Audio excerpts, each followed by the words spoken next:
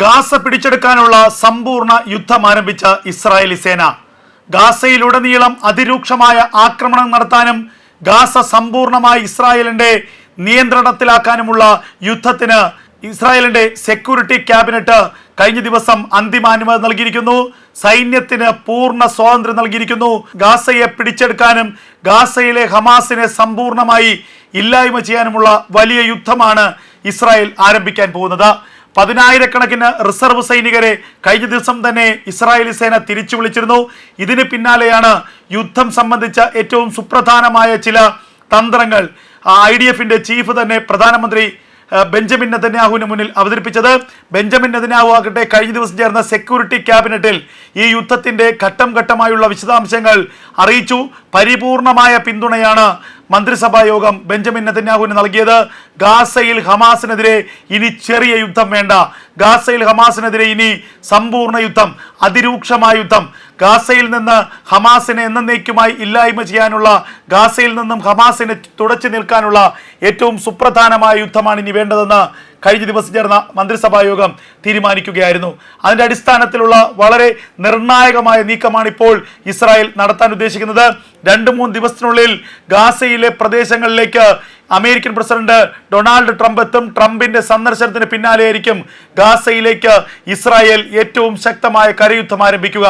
കഴിഞ്ഞ ദിവസം ചേർന്ന സെക്യൂരിറ്റി ക്യാബിനറ്റിന് തൊട്ട് മുൻപ് IDF-ന്റെ ചീഫ് ഇയാൻ സമീർ പ്രധാനമന്ത്രി ബെഞ്ചമിൻ നെതന്യാഹുവുമായും പ്രതിരോധ മന്ത്രി ഇസ്രായേൽ കാറ്റ്സുമായും ചർച്ച നടത്തിയിരുന്നു. ഈ ചർച്ചയിൽ ഏറെ നിർണായകമായ ഒരു വിവരമാണ് ഇയാൻ സമീർ വ്യക്തമാക്കിയത്.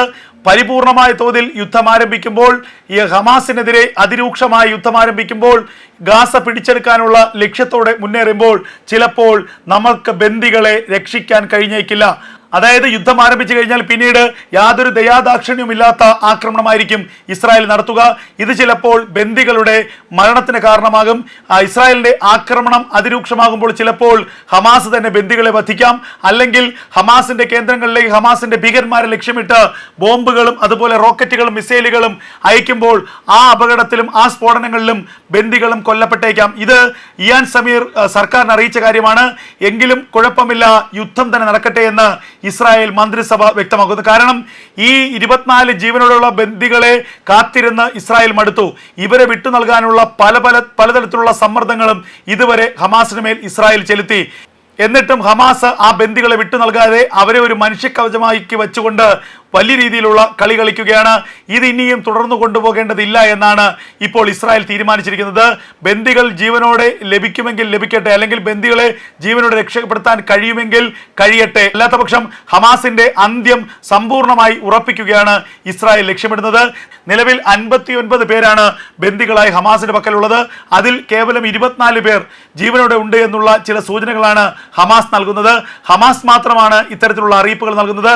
അതിൽ ഇസ്രായേൽ വിശ്വസിക്കുന്നില്ല. കാരണം ബാക്കി 35ഓളം ആളുകൾ കൊല്ലപ്പെട്ടുവെന്നും വിവിധ കാലഘട്ടങ്ങളിൽ കൊല്ലപ്പെട്ടുവെന്നും അവരുടെ മൃതശരീരങ്ങൾ തങ്ങൾ സൂക്ഷിച്ചിട്ടുണ്ടെന്നുമാണ് ഹമാസ് പറയുന്നത്. 24 പേർ ജീവനോടെ ഉണ്ടെന്നും അവരുടെ പേര് വിവരങ്ങളും ഹമാസ് നേരത്തെ പ്രസിദ്ധീകരിച്ചിരുന്നു. എന്നാൽ ഇതിനെ പൂർണ്ണമായും ഇസ്രായേൽ വിശ്വസിക്കുന്നില്ല. കാരണം ഈ 24 പേരിൽ വളരെ കുറച്ച് പേർ മാത്രമേ ജീവനോടെ ഉണ്ടാകാൻ സാധ്യതയുള്ളൂ. മറ്റുള്ളവരെ ഹമാസ് ഇതിനകം വധിച്ചിരിക്കാം. വെറുതെ യുദ്ധം നീട്ടിക്കൊണ്ടുപോകുന്നതിനും ചർച്ചകൾ നീട്ടിക്കൊണ്ടുപോകുന്നതിനും വെടിനിർത്തൽ യാഥാർത്ഥ്യമാക്കുന്നതിന് വേണ്ടിയുള്ള ഒരു തട്ടിപ്പ് വിദ്യയാണ് 24 പേർ കയ്യിലുണ്ട് എന്നുള്ള ഹമാസിന്റെ വാദം. അങ്ങനെ 24 പേർ കയ്യിലുണ്ട് എങ്കിൽ ഇത്രത്തോളം വലിയ സമ്മർദ്ദം അന്താരാഷ്ട്ര തലത്തിൽ ഉയർന്നപ്പോൾ ആ 24 പേരിൽ പകുതി പേരെങ്കിലും ഹമാസ് വിട്ടയക്കേണ്ടതായിരുന്നു. എന്നാൽ ഹമാസ് ഒരു ആളെപ്പോലും വിട്ടയച്ചില്ല എന്നുള്ളതാണ് യാഥാർത്ഥ്യം. ഇതുകൊണ്ട് തന്നെയാണ് ഹമാസിന്റെ ഈ അവകാശവാദം പൊള്ളയാണെന്ന് ഇസ്രായേൽ വിശ്വസിക്കുന്നത്. അതുകൊണ്ട് തന്നെ ഹമാസിനെതിരെ ഇനി യുദ്ധമല്ലാതെ മറ്റ് പോംവഴികളില്ല എന്ന് ഇസ്രായേൽ ഉറച്ചു വിശ്വസിക്കുന്നു. അതിന്റെ അടിസ്ഥാനത്തിലുള്ള വളരെ നിർണായകമായ നീക്കമാണ് ഇപ്പോൾ ഇസ്രായേൽ നടത്താൻ ഉദ്ദേശിക്കുന്നത്.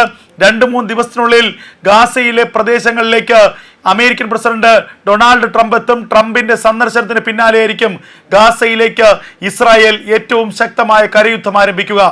കഴിഞ്ഞ ദിവസം ചേർന്ന സെക്യൂരിറ്റി ക്യാബിനറ്റിന് തൊട്ട് മുൻപ് IDF-ന്റെ ചീഫ് ഇയാൻ സമീർ പ്രധാനമന്ത്രി ബെഞ്ചമിൻ നെതന്യാഹുവുമായും പ്രതിരോധ മന്ത്രി ഇസ്രായേൽ കാറ്റ്സുമായും ചർച്ച നടത്തിയിരുന്നു. ഈ ചർച്ചയിൽ ഏറെ നിർണായകമായ ഒരു വിവരമാണ് ഇയാൻ സമീർ വ്യക്തമാക്കിയത്.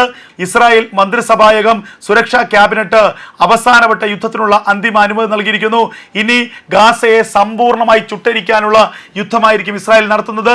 ഇതുവരെ നടന്നതുപോലെയുള്ള നിയന്ത്രിതമായ യുദ്ധമായിരിക്കില്ല. ഇനി ഗാസയുടെ എല്ലാ മേഖലകളെയും അതിമാരകമായ ബോംബുകൾ വർഷിച്ചുകൊണ്ട്, ടെൻ കണക്കിന് ഭാരമുള്ള ക്ലസ്റ്റർ ബോംബുകൾ വർഷിച്ചുകൊണ്ട്, ഭൂമിയെ ഉഴുതുമറിക്കുന്ന ബോംബുകൾ വർഷിച്ചുകൊണ്ട് ഗാസയെ സമ്പൂർണ്ണമായി മനുഷ്യവാസം ഇല്ലാതാക്കുക. ഇതാണ് ഇസ്രായേൽ ലക്ഷ്യമിടുന്നത്. ഇതിൽ അമേരിക്കയ്ക്ക് പങ്കുണ്ട്. ട്രംപിന്റെ വലിയൊരു പദ്ധതിയാണ് ഗാസയെ ഒഴിപ്പിക്കുക എന്നുള്ളത്. ഗാസയിൽ നിന്നും പാലസ്തീനികളെ ഒഴിപ്പിക്കുക, പാലസ്തീൻ മുക്ത ഗാസ സാധ്യമാക്കുക. ഇത് ഉടനടി തന്നെ നടപ്പാക്കാനാണ് ഇസ്രായേലിന്റെ നീക്കം.